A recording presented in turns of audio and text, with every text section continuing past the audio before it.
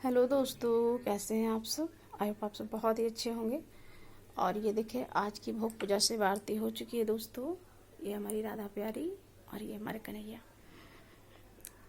तो आज की भोग पूजा से आरती हो चुकी है दोस्तों। और बहुतों का पितृपक्ष को लेकर के कमेंट आ रहा था कि दी पितृपक्ष की पूजा क्यों की जाती है, उसे करने से क्या होता है। तो सही बात है, बहुतों को नहीं पता होता दोस्तों। तो जिस प्रकार से हमें भगवान की पूजा होती है करनी, जैसे कि हम कोई व्रत करते हैं, सब चीज़ का व्रत करते हैं, उसी प्रकार से हमें पितृपक्ष की भी पूजा करनी होती है दोस्तों। क्योंकि पितृपक्ष जो है ना, साल में एक ही बार आता है। और बहुत सारे व्रत होते हैं कि साल में 2 बार आते हैं। जैसे हमारी नवरात्रि है, शिवरात्रि है, तो ये शिवरात्रि हर एक महीने आती है। गुप्त नवरात्रि भी 2-3 बार 4 बार में क्रम में आता है। तो बहुत सारी पूजा पाठ जो है ना 2-3 बार आते हैं, पर पितृपक्ष जो है ना पूरे साल में एक ही बार आता है दोस्तों।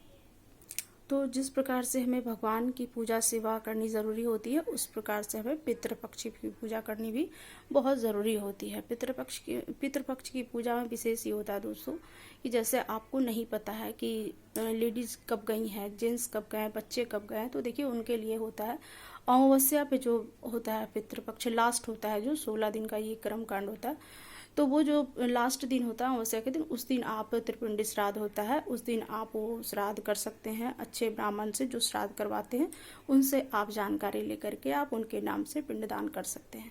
तो ये बहुत ही 15 दिनों का जो प्रोसेस होता है दोस्तों, बहुत ही अच्छा होता है। देखिए हमारे पितृ जो हैं वो किसी भी रूप में आ सकते हैं, चींटी के रूप में, मक्खी के रूप में, कौवे के रूप में, ठीक है। तो हमें सबके लिए, अगर जब हम खाना बनाते हैं सुबह, तो सबके लिए हमें थोड़े थोड़े पत्ते पे पितरों के नाम से निकाल देनी चाहिए या फिर उन्हें दे देनी चाहिए, ठीक है। तो उस प्रकार से हमें पितरों का सेवा हो जाता है। और पितरों का सेवा करना बहुत ही ज़रूरी है दोस्तों, क्योंकि जितना हमें भगवान प्रदान करते हैं शक्ति, सब कुछ समृद्धि, उतना पितृ भी हमें आशीर्वाद देते हैं। उनके आशीर्वाद से हम फलते फूलते हैं। तो इसलिए पितृपक्ष की पूजा बहुत ही विशेष और बहुत ही ज़रूरी है दोस्तों। विशेष पितृपक्ष में क्या नहीं करना आपको, सबसे पहले तो आपको, जैसे घरों में झूल लगे होते हैं, मकड़े लगे हुए होते हैं, उनकी सफाई आपको बिल्कुल नहीं करवाना है।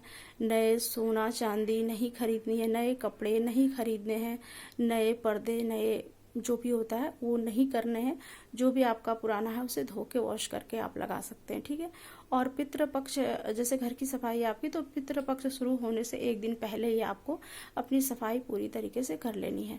तो कोई भी नया चीज़ हमें नहीं करना है। हमें 15 दिन का टाइम अपने पितरों के लिए देना है। उन्हें याद करें, उन्हें स्मरण करें, उनकी बातें करें, उनके मनपसंद चीज़ों का भोग लगाएं और उन्हें खाना बना के निकालें, ठीक है। और जब घर में खाना बनता है सुबह, तो सबसे पहले आप अपने पितरों के लिए खाना निकालें। तो ये विशेष तौर से पितरों के लिए बहुत ही अच्छा होता है। और वो वेट करते हैं आपका कि हमें खाना, पानी, आदर, हमारा सम्मान और हमारी गाथा गाए जाएंगे।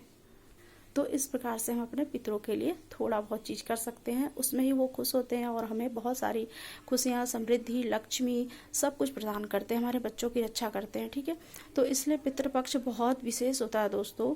और पितृपक्ष का शास्त्रों में बहुत सारी कथाएं हैं। मैं एक छोटी सी कथा डाल देती हूँ, आप समझ लीजिएगा उसको, किस प्रकार से आपको पितृ की पूजा करनी है, ठीक है।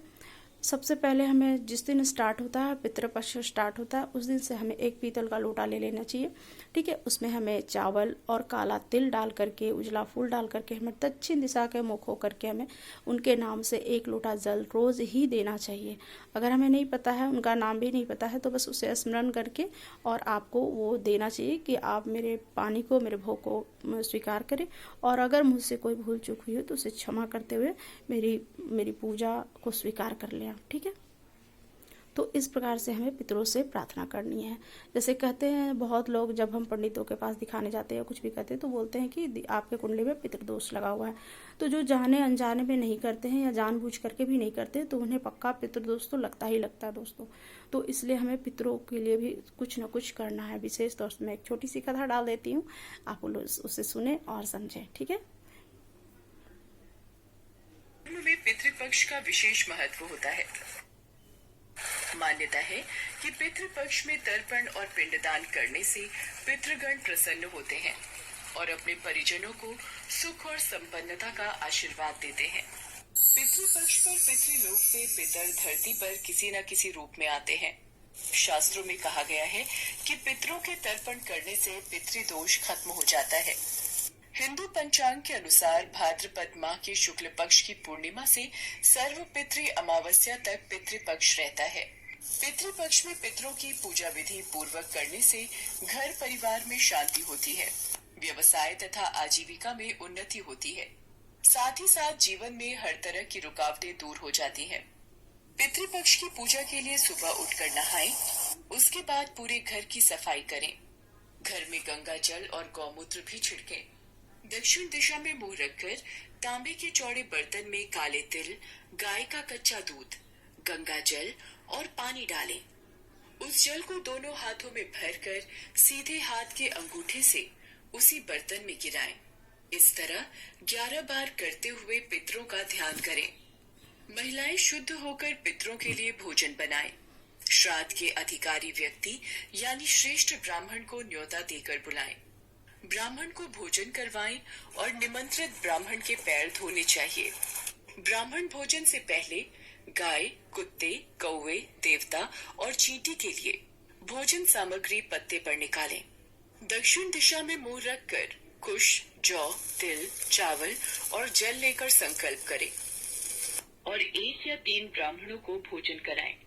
इसके बाद भोजन थाली अथवा पत्ते पर ब्राह्मण हेतु भोजन परोसें।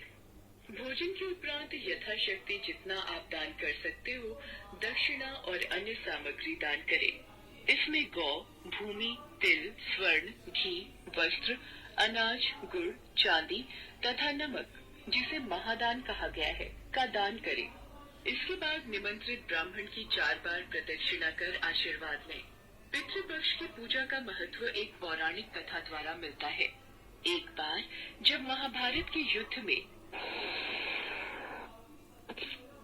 दानवीर कर्ण का निधन हो गया तो उनकी आत्मा स्वर्ग पहुंची, तो उन्हें नियमित भोजन की बजाय खाने के लिए सोना और गहने दिए गए। इस बात से कर्ण निराश हो गए।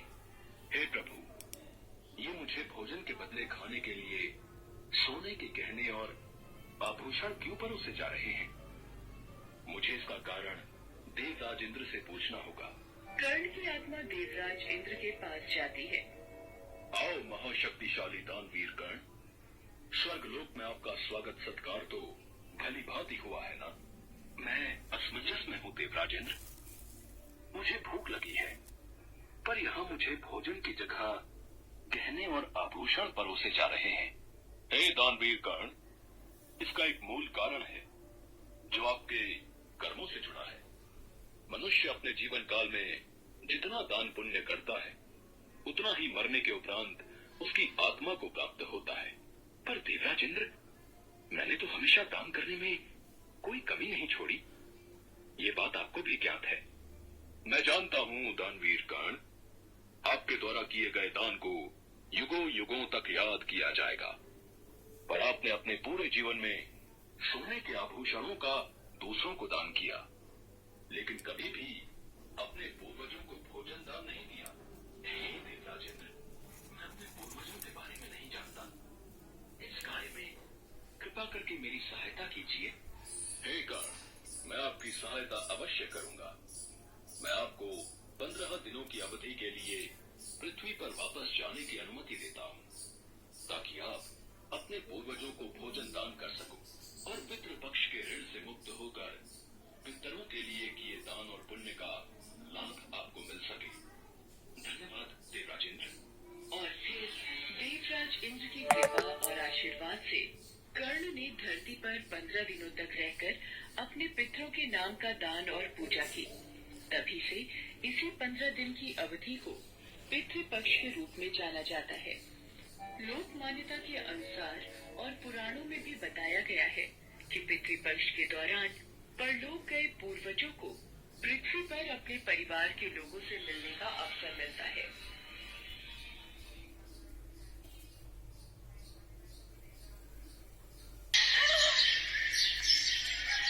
मोहन बहुत दिनों से परेशान था। तो इस कथा के बाद दोस्तों आप लोग को पता चल गया होगा कि पितृपक्ष की पूजा विशेष तौर से क्यों की जाती है। कहा जाता है कि जो हम दान करते हैं, जो हम पुण्य करते हैं, हमें वापस वही मिलता है जब आप विशेष दान करते हैं, जैसे पके हुए खाने का दान करते हैं। इसलिए सोना चांदी विशेष तौर से ये मान्य नहीं रखता दोस्तों। हमें सबसे पहले पितरों के लिए दान करने में खाने को सबसे पहले रखा जाता है। सबसे पहले खाने का श्रेणी है, दूसरे में पानी है, और फिर तीसरे में वस्त्र है, फिर चौथे में द्रव्य है, और पांचवें में स्वर्ण है, और मुद्राएं जो है छठे में आती है। तो इस प्रकार से हमें दान क्या करना चाहिए दोस्तों, ये आप लोग को पता चल गया होगा। पितृपक्ष में हमेशा बने हुए खाने को घर से बना के आप ले जाए, या बना हुआ खाना कहीं से खरीदे और खरीद करके पितरों के लिए दान करें, पितरों के नाम से दान करें, ठीक है। तो ये विशेष तौर से दान होता है। तो 4-5 बातों का ध्यान पितृपक्ष के समय हमें विशेष तौर से रखने हैं दोस्तों। जैसे खरीदारी में हमें सिंदूर की खरीदारी बिल्कुल नहीं करनी है, हमें सोने की खरीदारी बिल्कुल नहीं करनी है, हमें नए वस्त्र की खरीदारी भगवान के लिए आप कर सकते हैं, बट अपने लिए नहीं कर सकते, ठीक है। तो इन सब बातों का ध्यान, चूड़ियों का खरीदारी नहीं होता है दोस्तों। तो इन सब चीज़ों का ध्यान बहुत विशेष तौर से रखें, ठीक है। और जब जिनके बारे में नहीं पता है तो आप विशेष त्रिपिंडी श्राद्ध है जो आप अमावस्या के दिन कर सकते हैं, आपको विशेष फल देगा। और जितने भी पितृदोष लगे हुए हैं आपका सब पूर्ण होगा, सब कुछ अच्छा होगा, और पितरों के आशीर्वाद से आप हर कुछ आपके घर में उपलब्ध होगा। तो इस प्रकार से आप पितरों के बारे में जान ले दोस्तों। और पितृपक्ष की पूजा को मिस बिल्कुल ना करें, उसे हल्के में बिल्कुल ना लें, आप विशेष तौर से उनकी पूजा करें। जैसे हम भगवान की पूजा करते हैं तो उनके नाम से आप वस्त्र दान कर सकते हैं, कपड़े को दान कर सकते हैं, बने हुए खाने को दान कर सकते हैं, सोना चांदी दान कर सकते हैं, द्रव्य दान कर सकते हैं, ठीक है, गौ दान कर सकते हैं। तो उनके लिए विशेष तौर से ये होता है। तो मेरी तरफ से सबको पितृपक्ष की बहुत बहुत शुभकामनाएं। पितृपक्ष में आप पूजा विशेष तौर से करें और पितरों के नाम से दान जरूर करें। और मेरी तरफ से सबको राधे राधे। और कोई कमी रह गई हो दोस्तों तो कमेंट में आप जरूर पूछ सकते हैं, मुझे जितनी जानकारी होगी मैं आपको विशेष तौर से दूंगी, ठीक है। तो राधे राधे।